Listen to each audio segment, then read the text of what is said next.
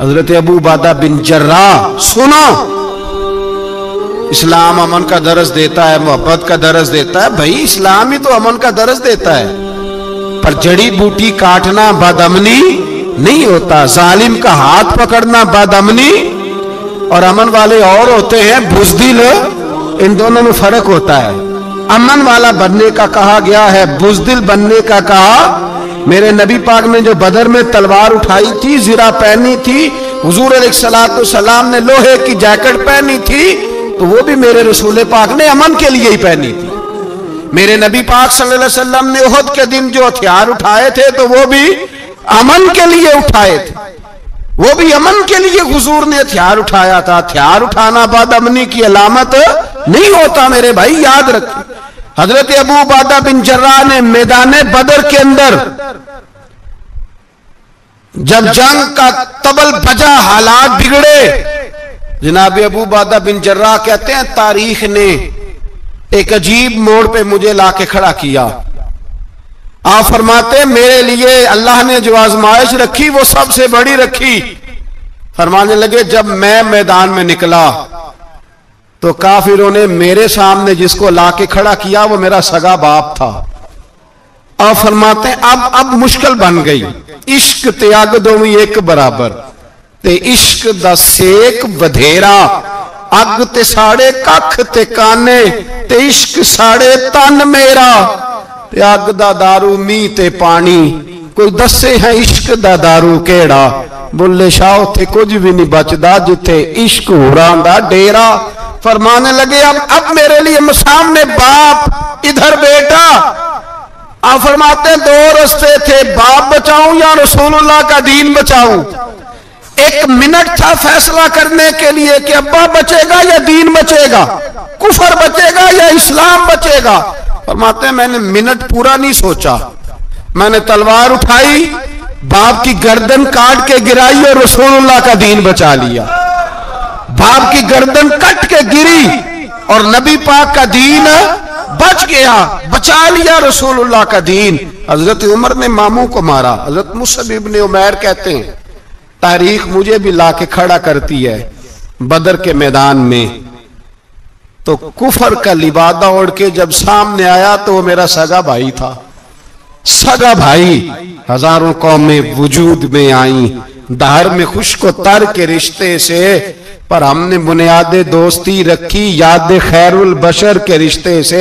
सगा भाई कुफर का नुमाइंदा बन के सामने खड़ा हुआ। मुझे इकट्ठे खेलना भी याद था, मुझे एक बर्तन में रोटी खाना भी याद था, एक मां से लोरियां सुनना भी याद था। फरमाते ये सारा कुछ याद था, पर इस्लाम के हक में दिया हुआ खुतबा जो मोहम्मद अरबी ने दिया था वो भी मुझे याद था। मुझे रसूलुल्लाह की बताई हुई बातें भी, फरमाते हैं मैं सारा कुछ भूल गया, पर मुझे अपने रसूल का पढ़ाया हुआ सबक नहीं भूला, वो मुझे याद रहा। मैंने फिर सगे भाई की गर्दन काटी और मैंने वो गर्दन काट के हुजूर के पास पेश की और मैंने दुनिया को बताया कि हमारे लिए असल वो है जो हमारे रसूल हमें हुक्म इरशाद फरमाते हैं। ये रिश्ते हमारे लिए असल। हज़रत अबू बकर सिद्दीक मैदान में निकले, बेटा काफिरों की तरफ से लड़ने आया है, सगा बेटा, और मेरे मुस्तफा करीम ने फरमाया औलाद बुज़दिल कर देती आदमी को, पर जब ईमान पुख्ता हो तो फिर सहाबा ने इस बुज़दिली की भी परवाह नहीं की। सगा बेटा काफिर की जानिब से आया। हज़रत अबू बकर सिद्दीक ने तलवार से हमला किया, बेटे ने ढाल आगे की। जब साहबजादे ने ढाल आगे की ना तो हज़रत अबू बकर की तलवार लोहे की ढाल से टकराई, तलवार गिर गई। अब हज़रत अबू बकर निहत्ते हो गए, साहबजादे ने उठाई तलवार। कहते जब मैं मारने लगा तो ख्याल आया घर तो मेरा उजड़ेगा ना, बाप तो मेरा ही है ना। साहबजादे कहते हैं मैं अबू बकर सिद्दीक को छोड़ के चला गया, बाद में मुसलमान हो गए, कलमा पढ़ लिया। एक दिन घर में बैठे थे तो बात शुरू हो गई। साहबजादे कहने लगे अब्बा जी वो याद है ना जब मेरी ढाल से आपकी तलवार टकराई थी और तलवार गिर गई थी तो मैंने आपको बाप समझ के छोड़ दिया, मेरा ही घर उजड़ना था बाप समझ के, जनाब सिद्दीक अकबर रदी अल्लाह ताला अन्हो साहिब इब्ने शाम ने लिखा है कि अपनी सुरीन पर 2 दफा हाथ मारा, 2 दफा। कहने लगे बेटे तू उस वक्त काफर था, तूने मुझे छोड़ दिया। मैं जब वापस पलटा था ना उसी दिन उसी लम्हे, तो मेरे दिल में ख्याल था कि बेटे ने तो छोड़ दिया है, लेकिन अगर बेटा यूं मेरी तलवार के नीचे आता, मैं बेटा समझ के माफ ना करता, कुफर का नुमाइंदा समझ के कत्ल कर देता। इसलिए कि मेरी नजर में अगर कोई अहमियत है तो रसूलुल्लाह के फरमान की अहमियत है। बाप बेटे औलाद की कोई अहमियत है? अशिद्दाउ अलल कुफार, काफर से नफरत ही नहीं होती।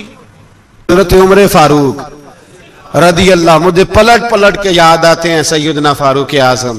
हजरत फारूक आजम रदी अल्लाह ताला अन्हु से ईसाई बादशाह ने कहा मैं मिलना चाहता हूं।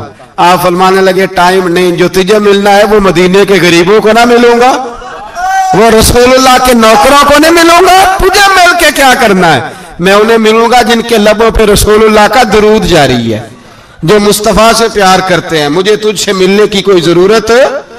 हमारे यहां वो नफरत नहीं कुफर के लिए जो मुसलमान के दिल में होनी चाहिए। मेरे रसूल पाक सैयद आलम नूर मुजस्सम सल्लल्लाहु अलैहि वसल्लम ने जो लोग तैयार फरमा, नींद तो नहीं आ रही आप हजरात को?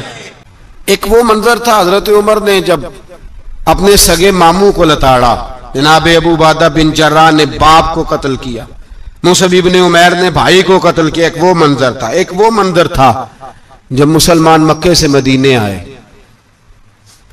मदीना तैयबा पहुंचे तो मुस्तफा करीम ने फरमाया ये तुम्हारे भाई हैं, बस बात खत्म हो गई। ये तुम्हारे, मैं इतनी सी बात है, ये तुम्हारे, इससे ज्यादा नहीं। कोई लंबा खुतबा नहीं नबी पाक ने दिया। फरमाया ये तुम्हारे, अपने भाइयों की मदद करो। हद हो गई मदद करने की। भाई का बाजू पकड़ा, घर ले गए, कहने लगे ये 15 किले मेरे हैं, 6 जो तुम्हें पसंद आते हैं रख लो, तुम्हारे हो गए। घर का सामान बिस्तर रजाइयां तक निकाल के दरवाजे के अंदर रखे। भाई से कहा यार जो तुझे अच्छा लगता है रख ले, आधा तेरा आधा मेरा। यहां तक एक वो मौका जब अशिद्दाउ अलल कुफार, एक ये मौका रुहमाउ बैनहुम। सहाबाए किराम अलैहिम रिदवान में से किसी के पास 2 बाग थे, एक में खजूरें ज्यादा पकी, एक में कम पकी। जब वो अपने भाई को देने लगा तो उसने कहा तुझे रसूलुल्लाह ने मेरा भाई बनाया है, तुझे वो वाला बाग दूंगा जिसकी खजूरें ज्यादा पकी हुई है, वो वाला बाग दूंगा, खजूरें ज्यादा पकी हुई। और यार तारीख आलम ने ये नजारा नहीं देखा कि वहां से एक शख्स आया, गरीब है, रिश्ता नहीं मिलता। यहां एक शख्स ने क्या किया, उसको अपने खानदान से, अपने घर से रिश्ता भी दिया। कहा भाई है, इसको यहां बसाना है, रखना है, लाना है। कोई तहजीब का टकराव नहीं हुआ, कोई उन लोगों के आपस में झगड़े नहीं हुए, कोई नहीं कहा कि ये मुहाजिर है, ये अंसार है, कोई किसी जगह नहीं कहा तुम्हारा खाना पीना रहना सहना अलग है, कोई किसी जगह बहस नहीं हुई, आधा बांट के दिया। और फिर भाईचारे का हाल ये था कि तबूक के बाद जब बड़ा माल आया ना मुसलमानों के पास, ढेर लग गए, बैरीन से माल आया तो ढेरों लग गए। तो रसूल पाक सल्लल्लाहु अलैहि वसल्लम ने अंसारे मदीना को बुलाया, मदीने वालों को। फरमाया तुमने बड़ा एहसार किया था अपने भाइयों पर, तुमने अपनी आधी आधी जायदादें दे दी थी, तुमने रुहमाओ बैनहुम का पूरा मुजाहिरा अमलन करके दिखाया था। अब माल आ गया है, 2 ऑप्शन मैं तुम्हें देता हूं, 2 किस्म की तरजीहात, एक चीज कबूल कर लो। का या रसूल अल्लाह सल्लल्लाहु अलैहि वसल्लम हुक्म फरमाइए। फरमाया यहां तो जो माल तुमने अपने मुहाजिर भाइयों को दिया है वो वापस ले लो, वो तुम वापस ले लो, और ये जो माल आया ये मैं इनमें बांट देता हूं।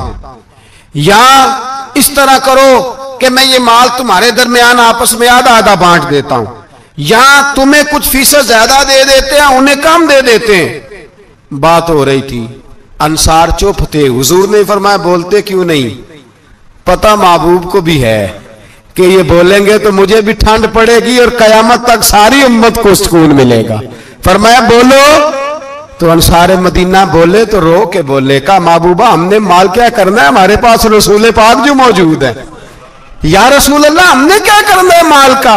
हुजूर जो अब आया ये भी सारा इन्हें दे दे, जो हमने दिया था इन्हें वो भी इनके पास रहने दे, और या रसूल अल्लाह जो बाद में आए वो भी इन्हें दे दे।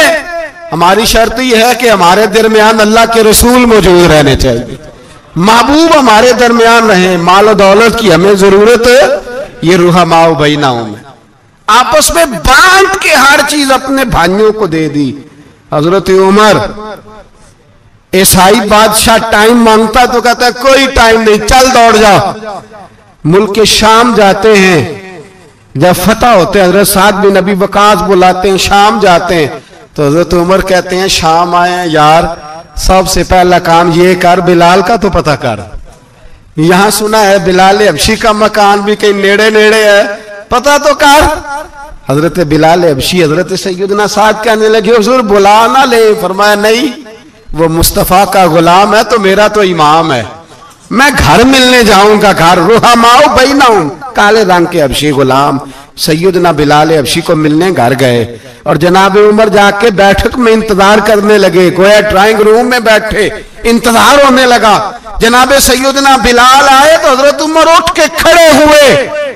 मुल्क के शाम के लोगों ने यह मंजर अजीब देखा कि जनाब उमर फारूक एक हबशी के लिए खड़े हुए, और जब खड़े हुए तो हजरत बिलाल कहने लगे उमर बैठ जाओ, ये क्या कर रहे हो?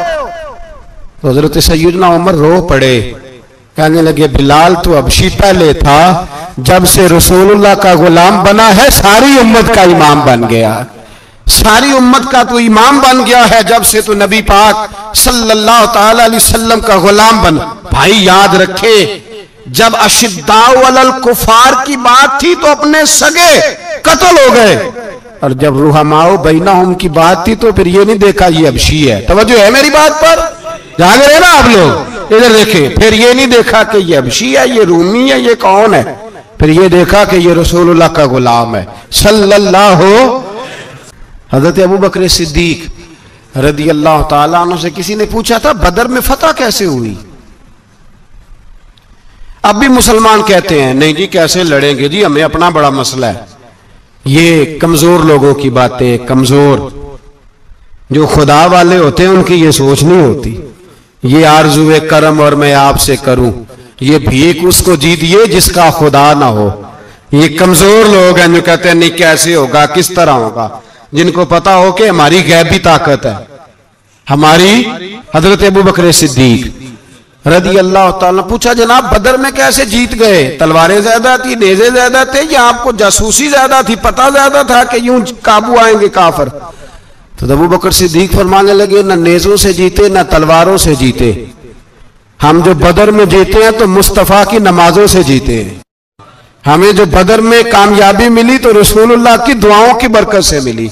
फरमाने लगे काफिर सारी रात शराबें पीते रहे, सारी रात वो नाच गाने में मसरूफ रहे, और मैं हुजूर के खेमे में मौजूद था। नबी पाक सारी रात नमाज पढ़ते रहे, सारी रात हुजूर नमाज पढ़ते रहे, सारी रात अल्लाह से दुआ करते रहे। फरमाया सुबह जो कामयाबी मिली तो ये मुस्तफा की नमाजों की बरकत से मिली।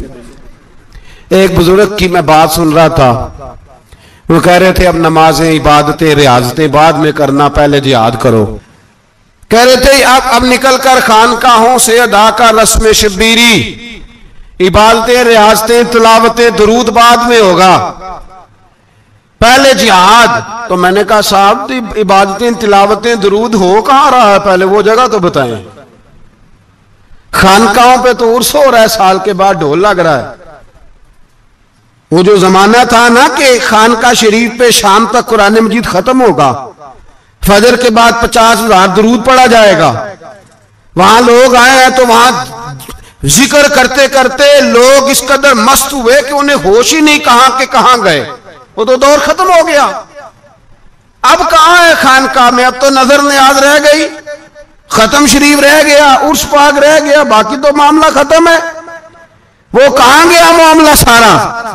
भाई दुआएं इल्तजाएं। शहाबुद्दीन गौरी से पूछा जनाब फतह कैसे हुई? कहने लगे ख्वाजा मोइनुद्दीन अजमेरी की दुआओं की बरकत से। फरमाते हैं बाबा दुआ मांगता था, हम जिहाद करते थे, अल्लाह कामयाबी दे देता था। भाई वो इबादत, वो रियाजत, वो मुसलमान जो रात को अपने रब को मना लिया करता था, वो अपनी इबादत के जोर पर अल्लाह तबारक व तआला की बारगाह में आहोजारी, हुजूर ने फरमाया अद्दुआ सलाहुल मोमिन, दुआ मोमिन का हथियार है। दुआ मोमिन का, बोल के बताना है, दुआ मोमिन का। फरमाया मोमिन ये हथियार चला सकता है, ये हथियार काफिर के पास मौजूद है। हजरत ज़ैद बिन हारसा रदी अल्लाह तआला अन्हु को ना पकड़ के